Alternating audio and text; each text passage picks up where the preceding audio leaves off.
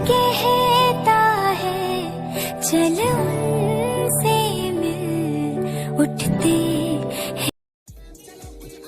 Hello everyone, welcome back to my channel and good morning. आज मैं जा रही हूँ अपने ससुराल और मैं घर से निकल चुकी हूँ अपने ससुराल जाने के लिए। सबसे पहले मैं जाऊंगी गिरौदपुरी, क्योंकि गिरौदपुर के पास ही मेरा ससुराल है। गिरौदपुर से आगे एक्चुअली मेरा ससुराल।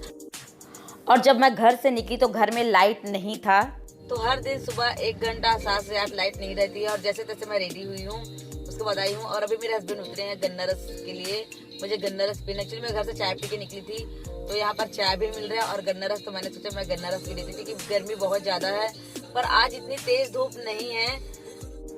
मेरे ससुराल में आइडिया और एयरटेल का बिल्कुल भी टावर नहीं रहता। मेरा आइडिया का सिम है, वहाँ सिर्फ जियो चलता है, तो नेटवर्क नहीं रहेगा। ये जो व्लॉग है वो ससुराल से आने के बाद ही आपको देखने को मिलेगा।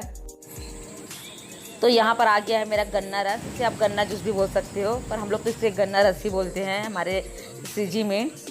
मैं हमेशा गन्ने का रस बर्फ़ वाला पीती हूँ और बिल्कुल भी मसाला नहीं डालती, क्योंकि मसाला डालने से उसका टेस्ट चेंज हो जाता है। मुझे नॉर्मल जो होता है नेचुरल गन्ना जूस वो मुझे अच्छा लगता है। मुझे मसाले वाले बिल्कुल भी पसंद नहीं है। गर्मी में गन्ने का रस बहुत अच्छा लगता है, तो मैंने गन्ना रस पी लिया है। तो मैं मिलूँगी आपसे थोड़ी देर बाद, तब तक के लिए बाय।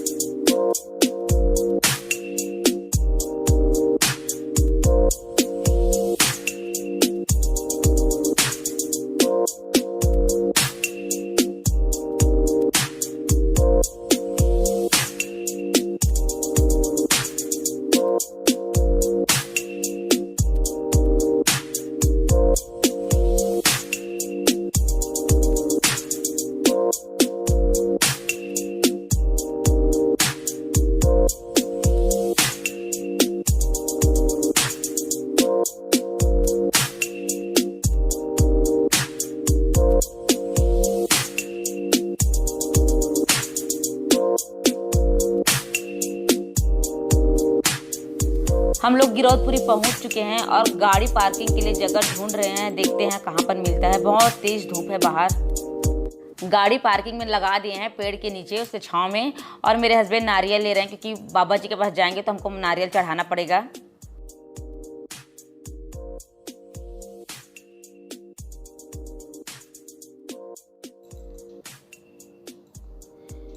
तो ये है मंदिर का एंट्री, बहुत बड़ा गेट है।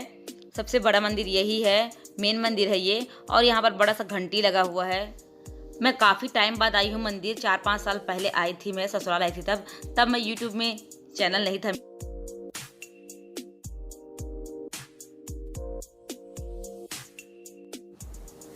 पहले इतना कुछ नहीं था, अब तो बहुत अच्छे से बन गया है।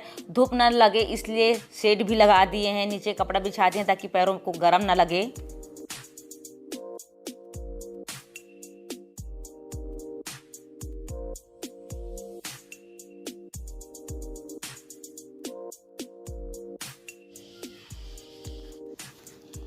यहाँ पर मैं और मेरे हस्बैंड बाबा जी का आरती कर रहे हैं, पूजा कर रहे हैं हम दोनों। यहाँ पर है बाबा जी का गद्दी और उनका खड़ा हुआ है जो पैर में पहनते थे बाबा जी।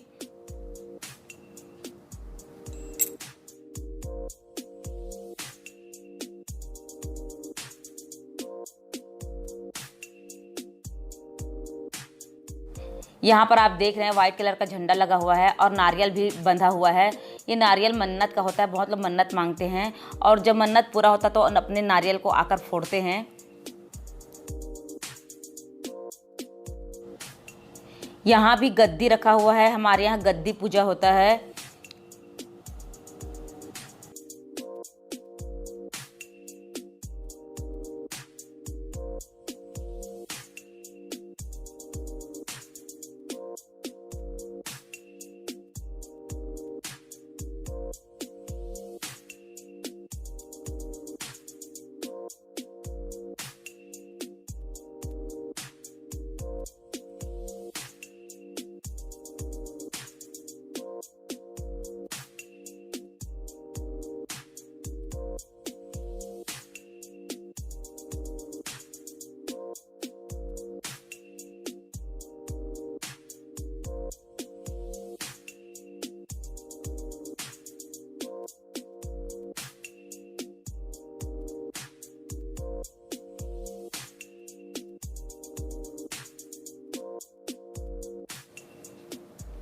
यहाँ भी बाबा जी का गद्दी है।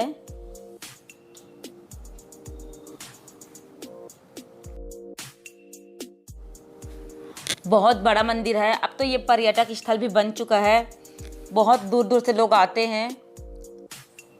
ये तो हमारे जो बाबा जी का है उनका धर्म स्थल है, पर ऐसा कुछ नहीं कि सिर्फ हम ही हैं, कोई भी यहाँ आ सकता है।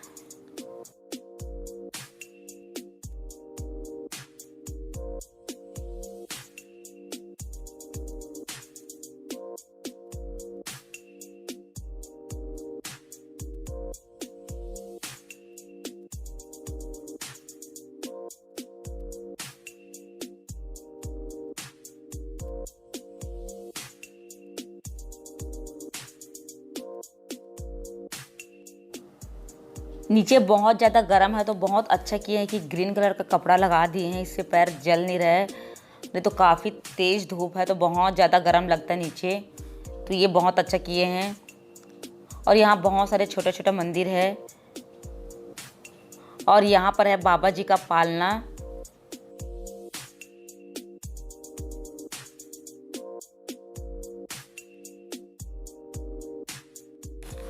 अभी गर्मी के कारण उतना भीड़ नहीं है, लेकिन हर साल होली के पहले बहुत बड़ा मेला लगता है, 2-3 दिन का मेला लगता है। वैसे तो आप कभी भी आ सकते हो, लेकिन मेले में बहुत ज़्यादा भीड़ रहता है। मेला का भी अपना एक अलग मज़ा होता है। सारे मंदिर तो हमने घूम लिया और अब हम जाएंगे नीचे। नीचे है बाबा जी का चरण कुंड और अमृत कुंड, तो वहाँ चलते हैं, आपको दिखाती हूँ चरण कुंड और अमृत कुंड। यहाँ हमेशा दुकानें लगी रहती है, और जो सामने दिख रहा है वो है जैत खाम, तो वहाँ हम बाद में जाएंगे, पहले हम चरण कुंड और अमृत कुंड जाएंगे।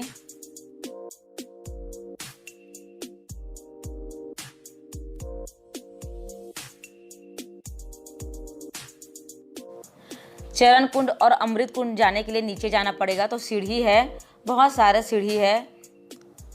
ये दुकानें हमेशा लगी रहती हैं और इन्हीं से इनका रोजी रोटी चलता है।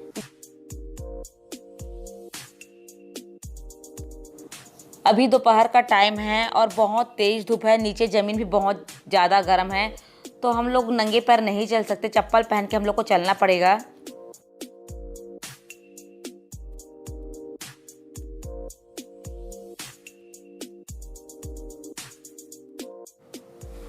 बहुत तेज़ धूप है, मेरी हालत ख़राब हो चुकी है चल चल के।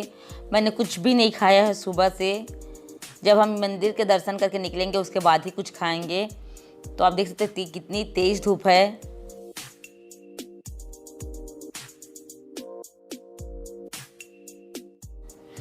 तो फाइनली हम लोग पहुंच चुके हैं चरण कुंड। मैं आपको दिखाती हूँ, ये जो सामने दिख रहा है ये है चरण कुंड। मैं आपको जूम करके दिखा रही हूँ, और उसके बाद मैं आपको दिखाऊंगी नज़दीक से। यहाँ पर जैत खाम भी है, तो नज़दीक से आपको दिखाती हूँ मैं चरण कुंड। यहाँ पर लिखा है चरण कुंड, और मैं आपको दिखाती हूँ इसमें पानी कितना है।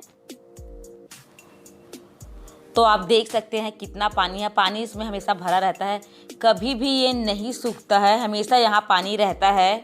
मैंने कभी भी इसको सूखता है ये नहीं सुना है, नहीं देखा है सूखते हुए। और यहाँ पर है बाबा जी का जैत खाम। थोड़ा सा आगे जाने के बाद है अमृत कुंड। और आप देख सकते हैं सामने दिख रहा है बड़ा सा मंदिर और छोटा सा अमृत कुंड है, और बाबा जी का जैत खाम है। तो आपको नज़दीक से दिखाती हूँ मैं अमृत कुंड। यहाँ पर है अमृत कुंड, आप देख सकते हैं यहाँ पर लिखा है अमृत कुंड। और यहाँ पर मेरे हस्बैंड पानी पी रहे हैं। यहाँ से सब लोग पानी पीते हैं, मैं भी पीती हूँ, और मैं भी अभी पीऊँगी पानी। मैं आपको नज़दीक से दिखा रही हूँ कितना पानी है। तो आप देख सकते हैं यहाँ भी पानी है, और अमृत कुंड का पानी भी कभी नहीं सूखता है, हमेशा यहाँ पानी रहता है। और लोग बॉटल लेके आते हैं और पानी भर के अपने घर ले जाते हैं। और सामने मंदिर दिख रहा है, वहाँ चलते हैं।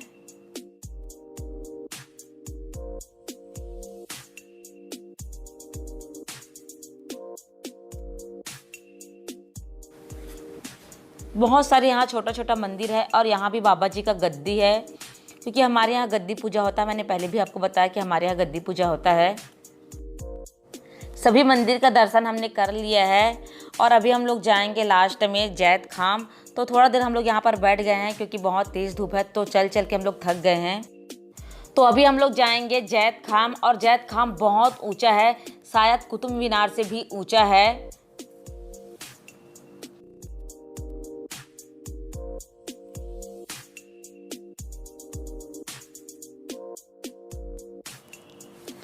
तो ये है हमारे बाबा जी का जैद खाम। इसे जैद खाम बोलते हैं। बहुत ऊंचा है ये। जब मैं 4-5 साल पहले यहाँ आई थी तो ऊपर मैं चढ़ी थी, एकदम लास्ट तक चढ़ी थी, थक गई थी फिर भी मैं चढ़ी थी। और अभी कोविड आया था जब से, तब से कोई भी अंदर नहीं जाता है, अंदर एंट्री करना मना है। जो बाहर से कुछ जो नेता लोग आते हैं, कुछ काम से आते हैं, उन्हीं लोग को बस एंट्री करने का परमिशन है। अदरवाइज जो टूरिस्ट आते हैं, जो घूमने के लिए आते हैं, उनको अंदर जाने का परमिशन नहीं है। चाहे कितनी भी गर्मी हो, इसके अंदर जाने के बाद बहुत ठंड लगता है, अच्छा लगता है, बिल्कुल भी गर्मी का एहसास नहीं होता। बहुत बड़ा है ये। यहाँ पिकनिक मनाने के लिए कोई भी आ सकता है। बहुत अच्छा जगह है, घूमने के लिए भी आ सकता है। ज़रूरी नहीं है कि ये मेरे कुछ भी नहीं भी आ सकता है। चाहे किसी भी धर्म या जाति के हो, कोई भी यहाँ आ सकता है। यहाँ कोई भी रोक टोक नहीं है।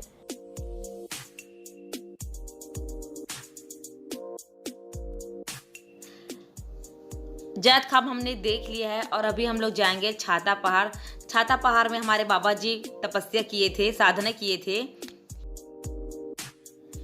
पहले इधर बहुत जंगल हुआ करता था और आम दिनों में यहाँ बिल्कुल भी भीड़ भाड़ नहीं रहता था और न ही कोई दुकानें रहती थी। और पहले मेला में ही सिर्फ लोग आ पाते थे और अब तो कभी भी आप किसी भी टाइम आ सकते हो यहाँ।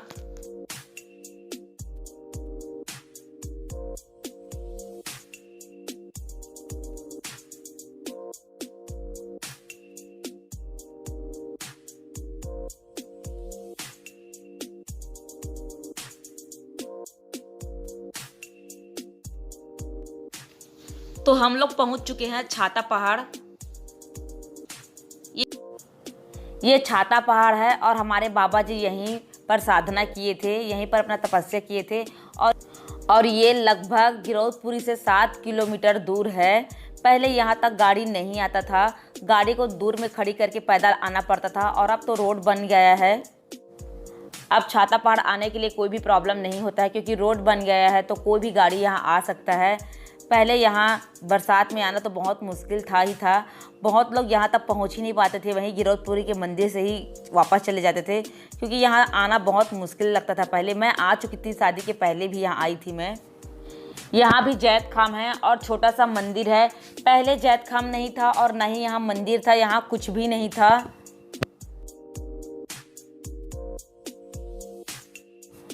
पहले तो हर तरफ जंगल ही जंगल होता था। छोटा सा सकरा रास्ता होता था, कच्ची रास्ता, उसी में आना पड़ता था, इसलिए गाड़ी को बहुत दूर खड़ी करना पड़ता था। शादी के पहले जब बहुत छोटी थी तब मैं चाचा चाची और भैया के साथ आई थी। तब यहाँ तक जब आए थे हम लोग तो बारिश हो गया था, उस टाइम मेले में ही आए थे हम लोग और कच्ची रोड था, फिर भी हम लोग आए थे। और यहाँ पर है, मंदिर में जाओगे तो बंदर तो दिखना ही दिखना है, पर अपने अपने पर्स को संभाल के रखना पड़ता है। मेरे हस्बैंड मुझे पहले ही बोल देते कि अपना पर्स और अपना मोबाइल संभाल के रखना। पहाड़ के नीचे यहाँ पर है छोटा सा बाबा जी का मंदिर। तो साफ़ सफाई हो रहा है तो हमने नारियल चढ़ा दिए। अब हम लोग जाएंगे वापस अपने घर। यहाँ पर हम लोग एक होटल में आए हुए हैं, हम लोग पहले खाना खाएंगे उसके बाद घर जाएंगे। ये गिधौरी का होटल है और देखते हैं यहाँ क्या मिलता है। ये होटल गिधौरी में है और यहाँ मैं पहली बार खाना खाऊंगी। देखते हैं कैसा है यहाँ का खाना। और कूलर चल रहा है तो थोड़ा ठंडा लग रहा है। तो यहाँ पर हमारा स्पेशल थाली आ चुका है। ये गांव है और गांव के हिसाब से ये स्पेशल थाली है। तो यहाँ पर है रायता, पनीर की सब्जी, दाल, मिक्स वेज जिसमें आलू और बीन्स है, और यहाँ पर है तंदूरी रोटी और पापड़, और यहाँ पर है जीरा राइस और 2 स्वीट दिए हैं, 2 मीठा यानी कि चमचम है। ये बहुत तेज़ भूख लगी है तो पहले मैं खाना खा लेती हूँ, उसके बाद मैं रिव्यू दूंगी कि कैसा बना है यहाँ का खाना। मैं खाना पहली बार यहाँ खा रही हूँ। ये स्पेशल थाली था गांव के हिसाब से, पर खाना मुझे उतना पसंद नहीं आया, मुझे उतना टेस्टी नहीं लगा सब्जियाँ। पर कोई बात नहीं, गांव के हिसाब से अच्छा था, ये बुरा नहीं बोल सकते इसे। फाइनली मैं ससुराल पहुंच चुकी हूँ और यहाँ पर बन लड्डू सब कुछ बन है, जैसे कि गुलाब जामुन, लौंग, अगरबत्ती का सारे जो आइटम है वो बन चुका है। बस ये लड्डू बचा था, तो जैसे मैं आई मैं हाथ धो के लड्डू बनाने लग गई। सबने अपने हिस्से का काम कर लिया तो मुझे भी तो थोड़ा करना पड़ेगा ना। और यहाँ पर आप देख सकते हैं लड्डू बन चुका है। मेरे ससुराल में क्या हो रहा है, मैं क्यों आई हूँ ससुराल, ये आपको कल के व्लॉग में देखने को मिलेगा। तो मैं बहुत ज़्यादा थक गई हूँ, तो अभी मैं चेंज करके रेस्ट करूँगी। तो मैं इसी के साथ इस वीडियो का एंड करूँगी। मैं आपसे फिर मिलूँगी, तब तक के लिए बाय एंड टेक केयर।